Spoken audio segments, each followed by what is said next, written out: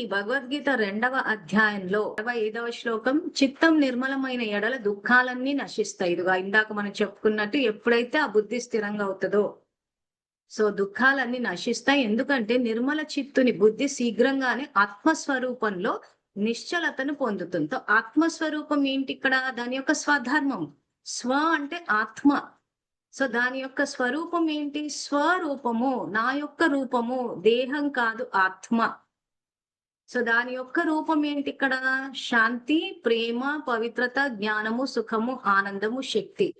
So శాంతి యొక్క రూపం, ప్రేమ యొక్క రూపం, అది రూపం కింద తీసుకోవచ్చు, ఆత్మలో ఉన్న సుగంధం కింద కూడా తీసుకోవచ్చు. సో ఆ రకంగా నా యొక్క రూపము, నా యొక్క సుగంధము ఎప్పుడైతే ఆత్మస్థితిలో ఉంటుందో నిశ్చతలను పొందంటే స్థిరంగా నిశ్చలంగా ఉంటది. లేకపోతే చంచలత్వంలోకి వెళ్ళిపోతున్నాం, బుద్ధి స్థిరంగా ఉండటం లేదు. సో కాబట్టి దుఃఖం వస్తుంది. ఎప్పుడైతే ఆ రకంగా నిర్మలం అయిపోతారో దుఃఖాలన్నీ నశించిపోయి అంటే ఇంకా శాశ్వతంగా సంతోషం ఉంటది, స్థిత ప్రజ్ఞ స్థితి. సో అది సాధ్యమా అంటే ఖచ్చితంగా సాధ్యమే. సో ఈ రోజు మీరు ఇంకా ఇప్పుడే అభ్యాసం చేశారు కాబట్టి వినడానికి కొంత ఆశ్చర్యంగా ఉంటది, కానీ చేస్తూ ఉంటే సాధ్యం అవుతుంది.